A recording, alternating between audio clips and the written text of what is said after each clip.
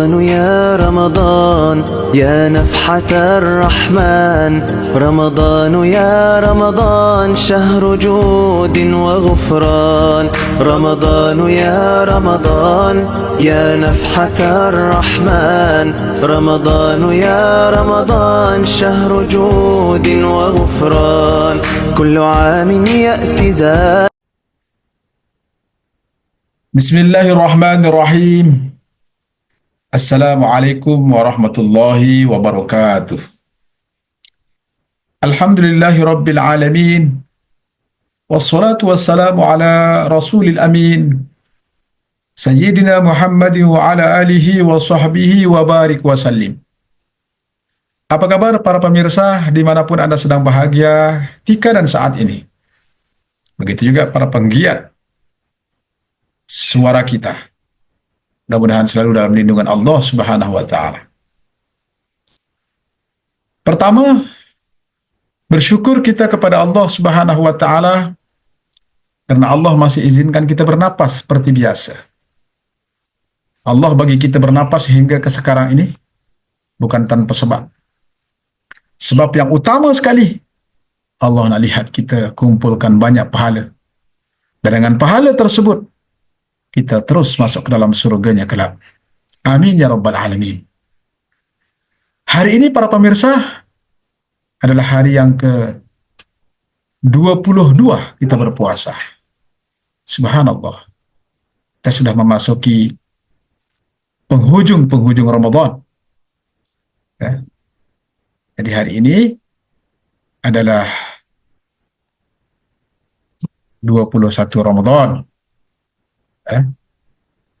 20, minta maaf, hari ini masuk ke 22 Ramadan 1446 Hijrah bersamaan dengan 23 bulan 3 2025. Para pemirsa yang dirahmati Allah Subhanahu wa Ta'ala, pada kesempatan ini saya ingin membahas bahwa surga itu rindu pada 4 golongan. Sebagaimana sabda baginda Nabi sallallahu alaihi wasallam.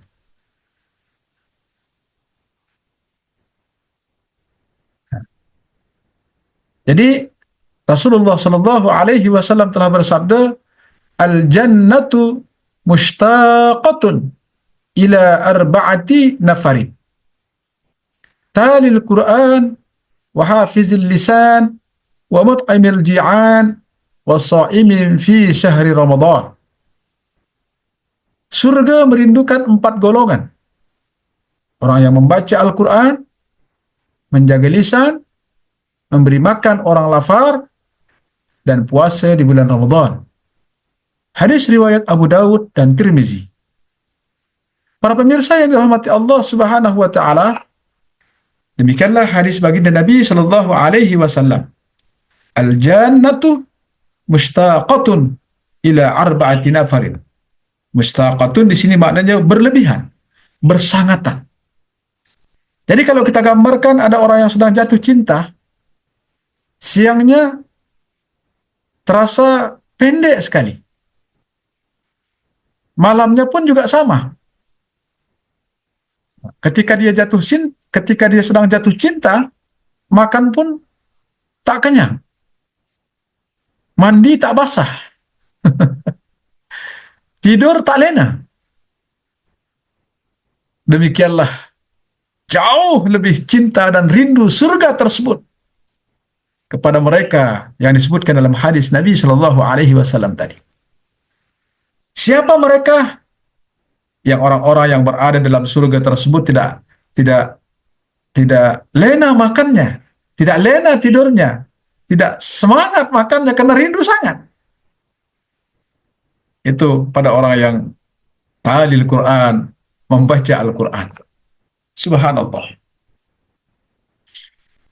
Jadi semakin banyak kita membaca Al-Quran, semakin naik tingkat kita di sisi Allah Subhanahu wa Ta'ala. Dan hebatnya Al-Quran ini, kalau kita membacanya, salah cara kita membacanya, kita dapat pahala. Dapat pahala 2. Masya Allah. Jadi kalau kita salah dalam membaca Al-Quran tersebut, berpahala. Kalau kita betul cara membacanya, kita bersama dengan para malaikat yang dimuliakan oleh Allah Subhanahu wa taala. Dan dia termasuk syafi'an li ashabih, boleh memberikan syafaat kepada orang yang membacanya, sama ada di dunia maupun di akhirat. Jadi kalau kita suka membaca surah Al-Baqarah, surah An-Nisa, surah ini akan datang memberikan naungan. Tapi kalau kita membacanya semua daripada awal sampai akhir, maka dia adalah satu pahala yang bertukar menjadi zat yang boleh menemankan kita di dalam kubur, yang tiada siapapun yang boleh mengganggunya. Subhanallah. Itulah orang yang talil Quran, orang yang membaca Quran, dirindui oleh surga. Dan boleh masuk daripada pintu mana sekalipun. Jadi 8 kurang lebih pintu surga tersebut, masuklah daripada pintu mana yang kamu sukai. Ini kelebihan membaca Quran. Yang kedua, setelah membaca Quran tadi, selepas talil Quran, kita pun lihat adalah orang yang hafizil lisan, orang yang menjaga lisannya. Apa maksud menjaga lisan, tuan-tuan dan puan-puan para pemirsa yang dirahmati Allah Subhanahu wa taala? Artinya dia menjaga lisan daripada berkata-kata kotor, menjaga lisannya daripada berkata-kata keji. Karena dalam hadis Nabi sallallahu alaihi wasallam pun juga ada menyebutkan, "Man kana yu'minu billahi wal yaumil akhir falyaqul khaira aw liyasmut." Barang siapa yang mengatakan dirinya beriman kepada Allah, beriman kepada hari akhirat, maka hendaklah dia berkata-kata yang baik. Kalau masih saja dia tidak mampu berkata yang baik, maka diam itu adalah pilihan untuk baik. Tapi kalau mau jadi orang yang bermanfaat, maka harus ngomong. Ngomong. Tapi ngomong yang bagaimana? Ngomong yang baik-baik. Ingat, kalau kita mau ngomong, perhatikan 3 perkara ini. Omongan kita adakah menyakitkan hati orang lain? Yang kedua, adakah omongan kita itu bermanfaat? Yang ketiga, adakah omongan kita tersebut penting? Ustaz, omongan saya itu menyakitkan hatinya, tapi penting, bermanfaat. Qulil haq walau kana murran. Katakanlah kebaikan itu walaupun pahit adanya. Jadi talil Quran, wa hafizil lisan, wa mut'imil ji'an. Memberi makan kepada orang yang lapar. Allah Subhanahu wa taala berfirman, "Masalul ladzina yunfikuna amwalahum kamathali habbatin ambatat sab'a sanabila fi kulli sumbulatin mi'atu habbah. Wallahu yudha'ifu liman yasha. Wallahu wasi'un alim." Ini perumpamaan orang yang memberi 1 tangkai, kemudian mengeluarkan 1 benih, mengeluarkan 7 tangkai. 1 tangkai mengeluarkan 100 benih. Artinya, $1 boleh bertukar menjadi 700. Para pemirsa yang dirahmati Allah Subhanahu wa taala, ya. Yang seterusnya adalah wasaimi fi syahri Ramadan, maksudnya berpuasa di bulan suci Ramadan. Salah satu la turaddu da'watahum. 3 golongan mereka yang tidak ada hijab antara dia dengan Allah Subhanahu wa taala. Termasuk imamun adil, imam yang adil, pemimpin yang adil. Yang kedua, al-mazlum, orang yang terzalimi. Yang ketiga, termasuklah orang yang berpuasa hingga dia berbuka puasa. Jadi semenjak terbitnya matahari, maknanya semenjak bangkitnya subuh, semenjak azan dikumandangkan pada waktu subuh, sampailah terbenamnya matahari waktu maghrib, maka berdoalah. Doa kita di situ dimakbulkan oleh Allah Subhanahu wa taala. Sehingga hina dinalah orang yang masih hidup, sementara ibu dan bapaknya tidak mendapatkan pengampunan di bulan suci Ramadan ini. Jadi saya menyeru kepada diri saya, menyeru kepada kita semua, marilah kita berdoa kepada Allah Subhanahu wa taala.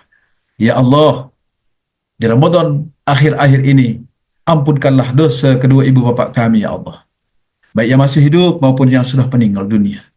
Khususnya kepada kedua orang tua kami yang sudah meninggal dunia, bebaskanlah ia daripada siksa kubur. Mungkin ketika hidupnya belum sempat dia bertaubat kepadamu, ya Allah. Bebaskanlah ia daripada siksa kuburmu, dan kumpulkan dia, golongkan dia bersama orang yang soleh-solehah. Amin ya rabbal alamin. Demikianlah para pemirsa yang dirahmati Allah Subhanahu wa taala. Surga itu teramat-amat rindu kepada mereka yang 4 tadi. Mudah-mudahan kalau kita tak dapat mengamalkan ataupun kita tak berada dalam 4 golongan ini, paling tidak 2, 3, ya. Tak dapat semuanya, paling tidak 1 harus ada. Usahalah, mudah-mudahan kita boleh semuanya. Ya, termasuklah menjaga lisan. Selalulah membaca Quran. Bagilah sedikit makanan pada orang yang fakir miskin. Ya. Lepas itu usahakan diri terus semangat berpuasa di bulan suci Ramadan ini. Sekian, wabillahi taufiq wal hidayah, wabiridha wal inayah. Assalamualaikum warahmatullahi wabarakatuh. يرجو القبول أنت فيك الخير ضعفا فيك تحقيق الأماني